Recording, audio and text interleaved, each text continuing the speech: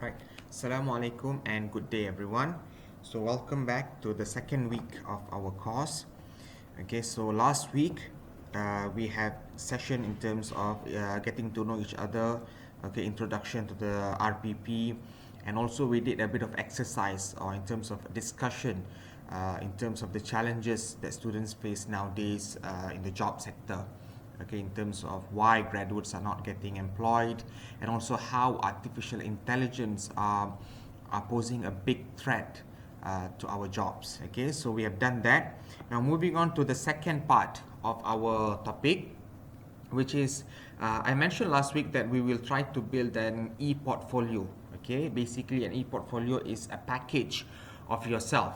Okay, how are you going to market yourself?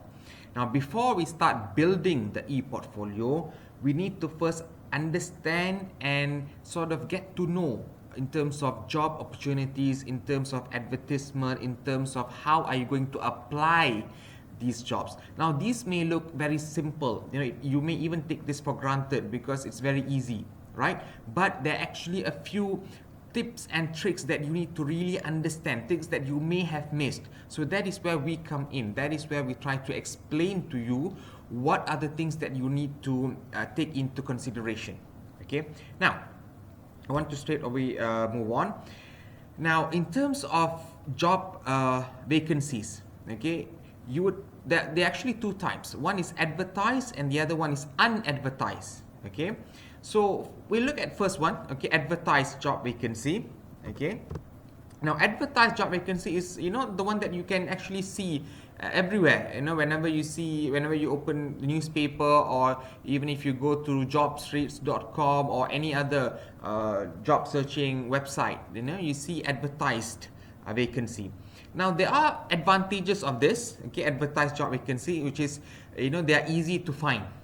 Okay, so you can simply Google, or you buy newspapers, or even in your social media the advertisement of that. So it's easy to find, and they offer a defined job role. They will highlight what are they looking for. Okay, they want a project manager, or they want an engineer, they want this, they want that. It's very clear, and also the requirements are also clear. Okay, they will put it in detail.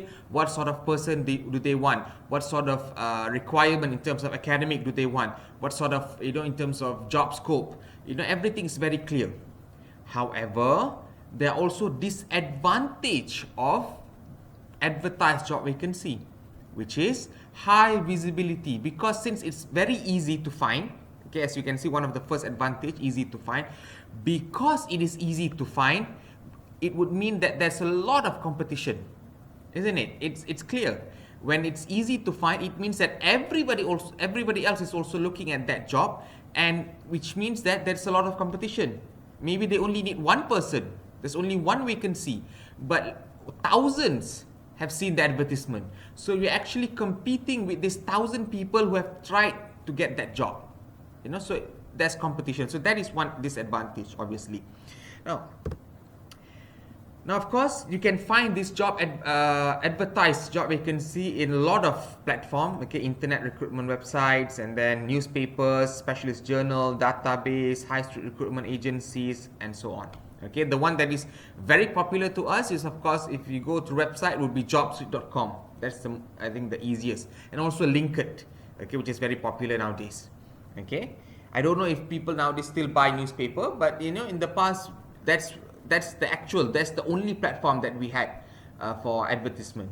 So if you are trying to look for a job, then you have to buy, or even if you don't want to buy, you just go to a shop, just borrow the newspaper for a bit, peruse the newspaper to find advertisement. Okay, but nowadays it's much more easy. Everything is in your fingertips. Okay, now this is the most important thing. Okay, I'd like to share with you a few tips. Now, a lot of people take these things for granted. Okay, whenever they see the advertisement, they straight away apply. Okay, or they straight away, process that it would be easy for them. They don't understand the mechanics that work behind it. Okay, so this is where we come in. Okay, we try to help you. So first of all, whenever you see a job advertisement, normally they would put down, in terms of the closing date, they'll say, okay, please apply before 31st December. things like that. So the moment you read that, it registered on your mind that, oh, I have until December to apply. So now it's only like October, so I have about like 2 months, okay, to work out my resume, to work out my portfolio, and then to send in. That is actually a mistake. Okay, do not be misled by the closing date. Even if it says December, don't wait until December. You have to straight away apply, because what you need to understand is, as I said, the mechanics behind it. Imagine that you are, the people who put up this advertisement. When you wait until December and you get like 10 or maybe 5 or maybe like even 100,000 of application, do you go through this 100,000 application? No.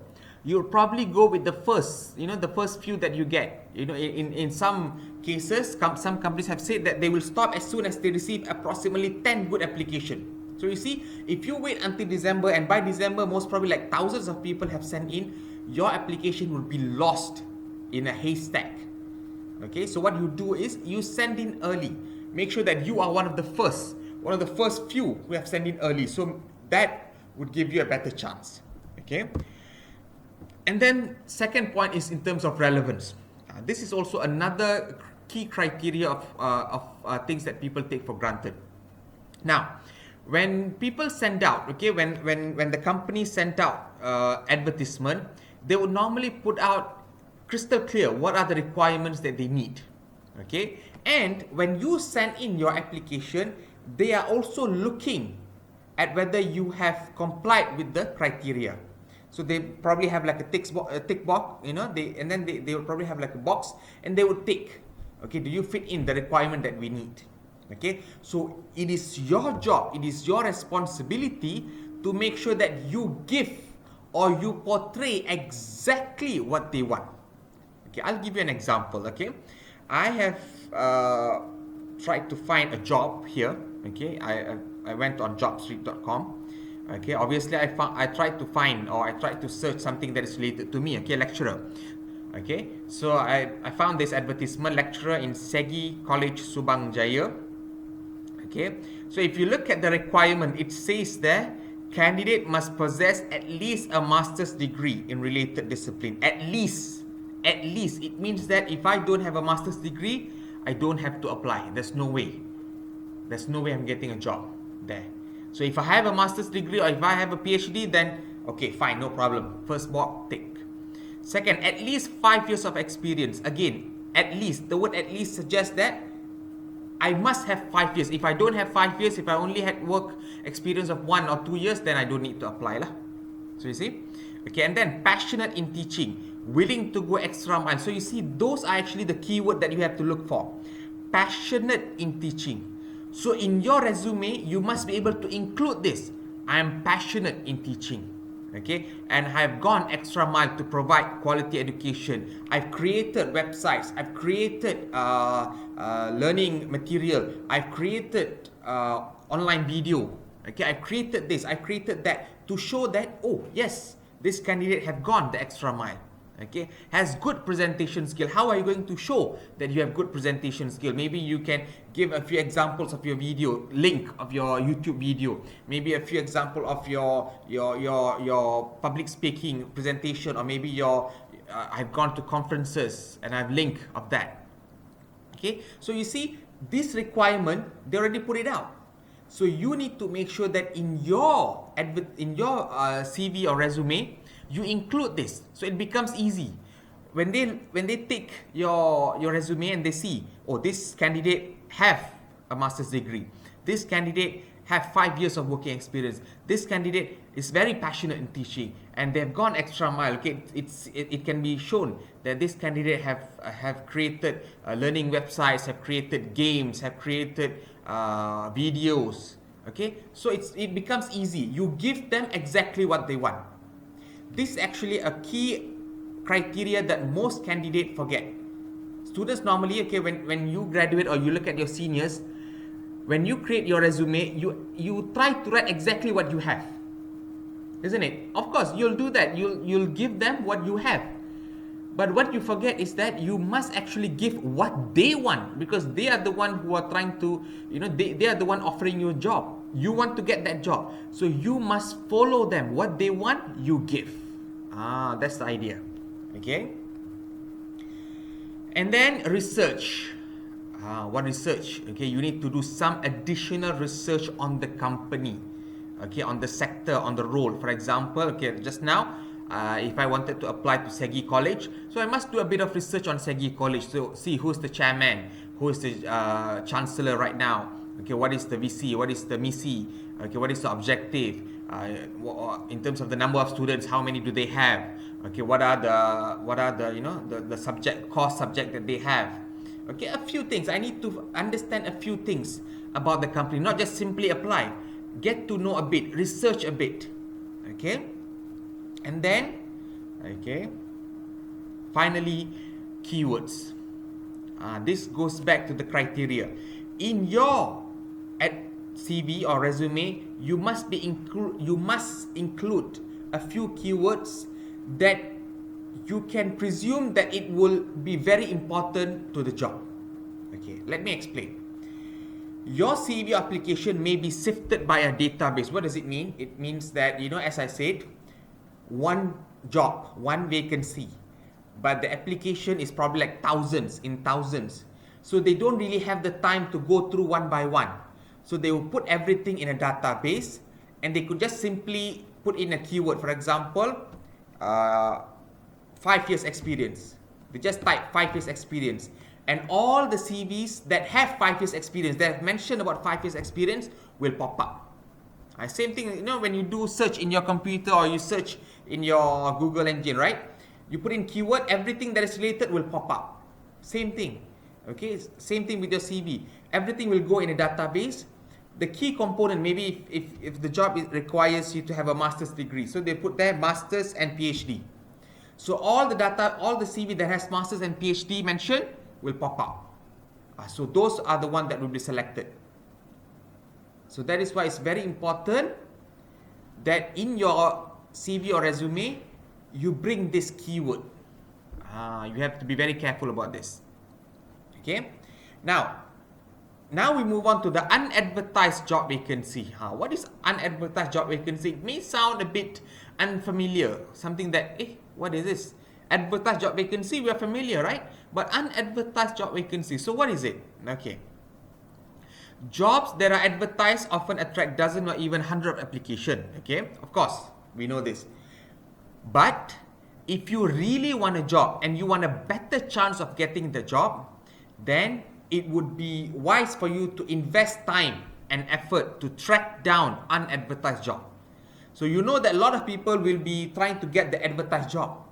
So you want to move away from the crowd. You want to make sure that you don't have so many competition. So you move away from the crowd and you try to go for unadvertised jobs. Okay.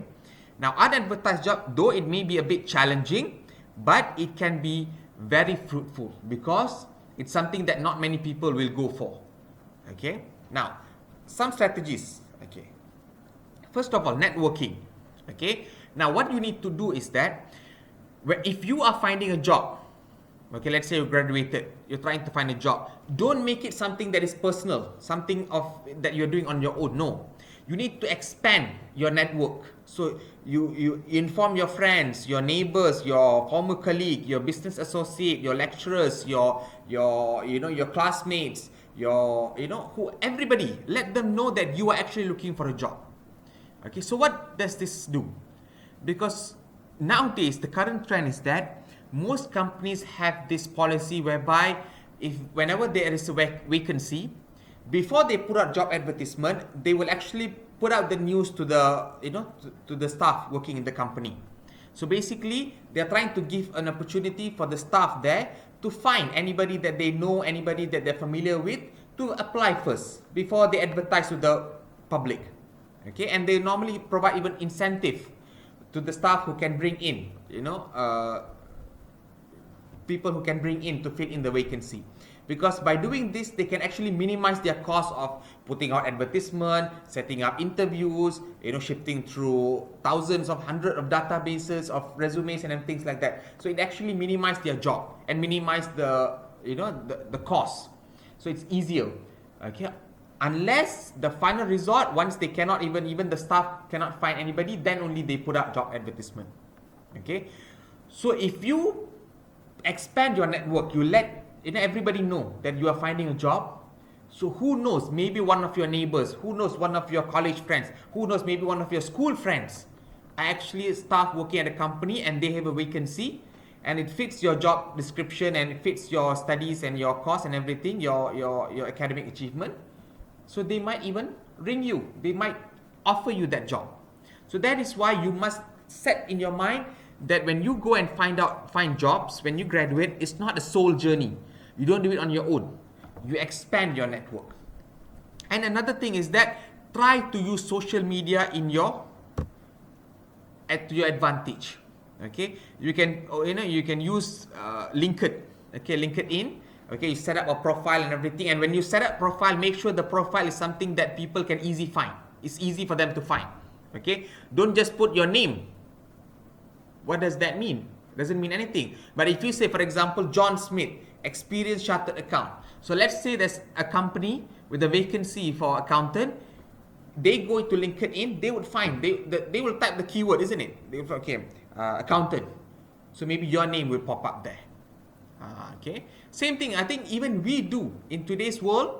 Okay, even I do in today's world. Okay, whenever I need somebody to fix something at my house, or if I need to do something to create a website or to set up marketing design, I go to Facebook.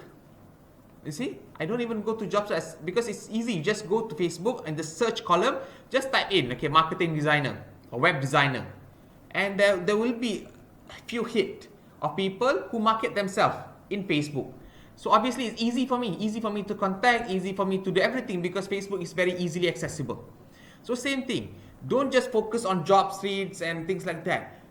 Your everyday social media account, Facebook, Instagram, also you post it there also. But most important, when you post there, make sure to focus on the keyword.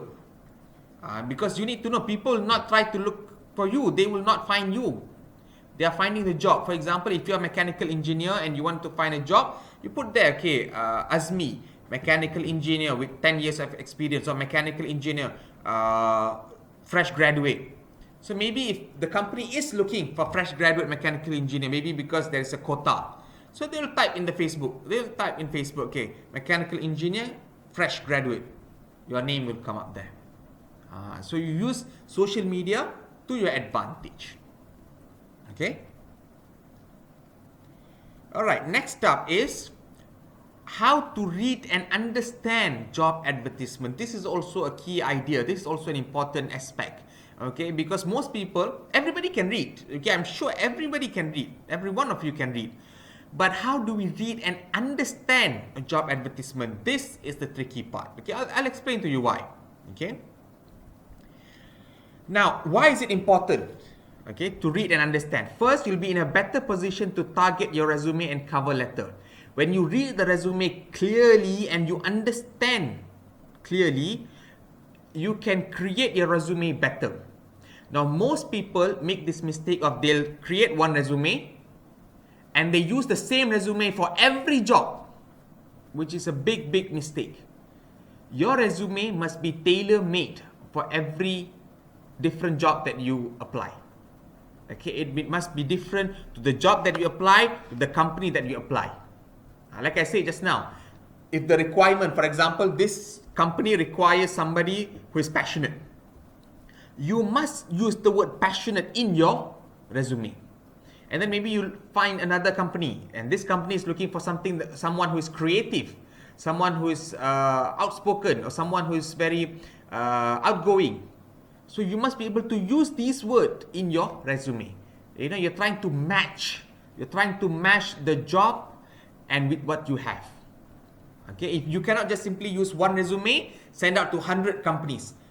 Any advertisement that you see, send out the same resume. It's not going to work. It's going to be very difficult. Okay, so first you must read the resume you must read the job advertisement to make sure that you can come up with the perfect resume. Okay. Second, you'll be able to determine which job suits you. Okay, this one I'll explain why. Okay, later I'll explain why. Okay, now understand who writes the job advertisement. Now, job advertisements are written by people who want you to apply for the job. They want the job and the company to appeal to you. Sometimes companies jazz up a job to make a boring or undesirable company or job sound great. So this is where you need to actually do a bit of research. Okay, whenever you see an advertisement, look at the name of the company there. They'll put the name of the company, and the advertisement sounds very, very exciting. Very, the job is very sort of innovative. You're working in a very happy environment. You're working in one of the best companies in the world and things like that. They will try to hype up the job. What you need to do is not straight away take it in, but search a bit, do a bit of research on the company. Okay, you Google the company, find out what exactly is the company. Do they really match with what they're saying? Okay, know who the job ad targets. Okay, now when companies normally make advertisement, okay, sometimes they do it on their own, sometimes they give to other advertising companies to do the advertisement. So this is also another good opportunity, okay, for you to understand what sort of company. If the company is willing to sub their work to some advertising agency, then this is a big company. Okay, they are able to do that. Okay, these are simple tricks, simple factor that speaks a lot about the company. Okay. Now, next thing is identify the advertisers. So is it the company doing the hiring, or have they outsourced to a recruitment firm? Like I said, note the company. Who's running the ad? Do you know the company? How big is it? Okay, you do a research. Have you heard of it? What kind of reputation does it have? Okay, if let's say you just simply see an advertisement, then straight away apply, then only you got to know the company is actually having a lot of legal problem. Okay, they have not paid their salary to the staff. They have a lot of harassment issues in the company. After you have joined, then only you know. Then you cannot do anything. So before you join, before you apply, you do a bit of research. So you find out something about the company. Maybe, okay, you get to know, oh, this company has some problem about paying salary. They have not paid some of their staff for 6 months. Why do I want to work here? Might as well not work here. Or maybe the company have some harassment issues. They have harassed their staff. Okay? They have maybe sexually abused their staff, or they have some major misconduct with their staff. Then why do you want to work there? Don't apply. But if you research and you find a good thing about the company, is one of the biggest company in Malaysia, is one of the fastest growing company in Malaysia, then yes, it creates that good impression and you really want that job. Then you apply. Okay. Review the job title. This is very important. This is what I say. If it says manager, don't straight away think, oh, manager, good job. Be careful. You have to look at the manager, okay, fine. But also, as I said, research about the company, okay. I want to share with you an example of a real story, okay. This happened in Singapore to one of my friends, okay. He saw an advertisement, okay, in one of the Singaporean ads. It says, packaging manager, okay, packaging manager. Another job is distribution manager. So obviously the word manager is very attractive, isn't it? You are attracted to the word manager. You think, okay, this is a good paying job. It's a high position. I want in. So they applied. Okay. So he applied, and then he went to Singapore. Okay. He went to interview. Then only he found out that the job was actually, I kid you not. Okay. This is for real. Okay. Packaging manager. His job was to pack nasi lemak. Bungkus nasi lemak. I kid you not. This is real. Okay. The company basically it's actually a family run business. They prepare like 1,000 packet of nasi lemak every day. And they need people to help pack. So he was, in the packaging department. He had to pack nasi lemak. And the distribution manager, what his job was, he actually had to send. He'll take like 100 packet, okay, send to this coffee shop. Take another 100, okay, send to the next coffee shop. And then take another 100, send to this restaurant. Take another 100, send to the other restaurant. So that is distribution manager. So of course, if you are into it, if you have no problem, then okay lah, no problem. But if your expectation was higher or your expectation was something totally different, okay, you assume that you will be in charge of the whole packaging sector, you'll be the supervisor, working in a company, working in a factory or warehouse, then you'll be disappointed, of course. So you see, don't just look at the job title and straight away sink in.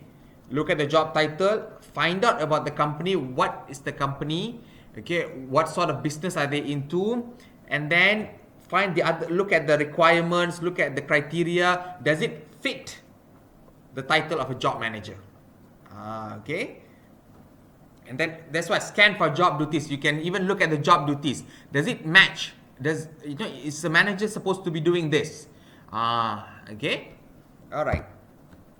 Determine what they're looking for. Okay, this is what I said. If in the job advertisement it says you must have or you need, then it's compulsory. If you don't have, then you don't need to waste your time applying. If they say you must have a master's degree, then if you don't have a master's degree, you don't apply. It's a waste of time.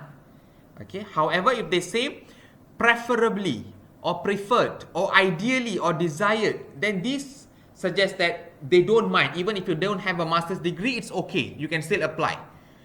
Okay. If they say preferably someone with a master's degree, so even if you don't have a master's degree, you can still apply. It's not a problem.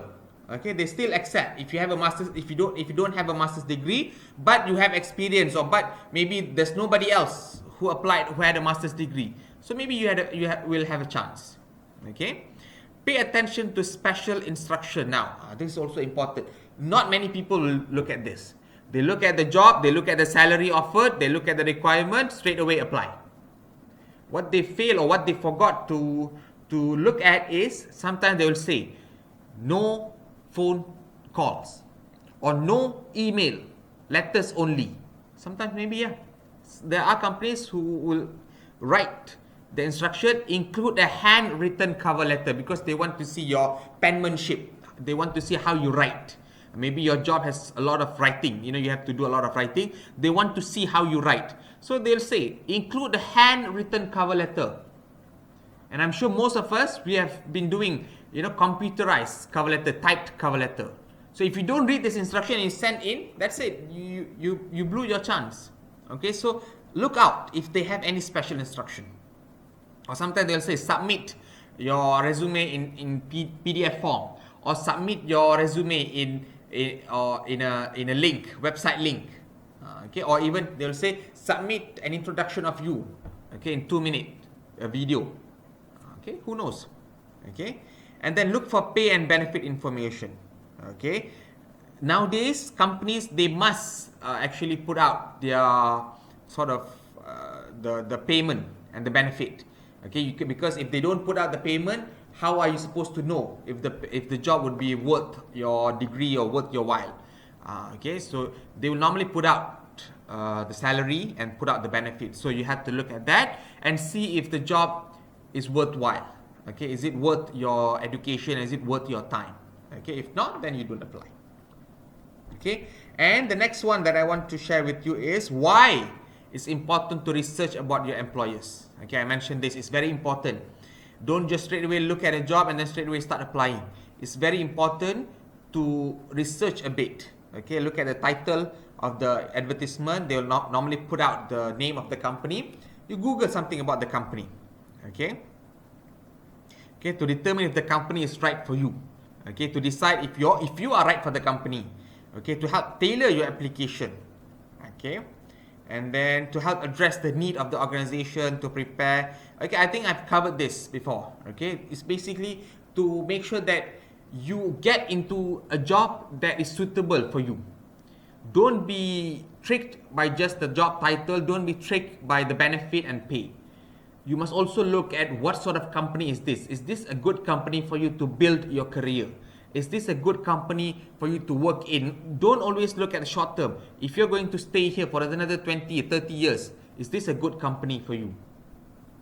If you think this company, when you Google the company, when you search about the company, you notice that this company always, changes their structure, changes their organization in like 2-3 years. They close the company, they rebrand. Every 2-3 years, close the company, rebrand. Then you know that's a red alert. So it's very important for you to research about the company to get to know a few things. Okay, so that's all for today. I've covered today's topic. Now I prepared a task for you to do today. Okay, I'll post the instruction for the task in the next video.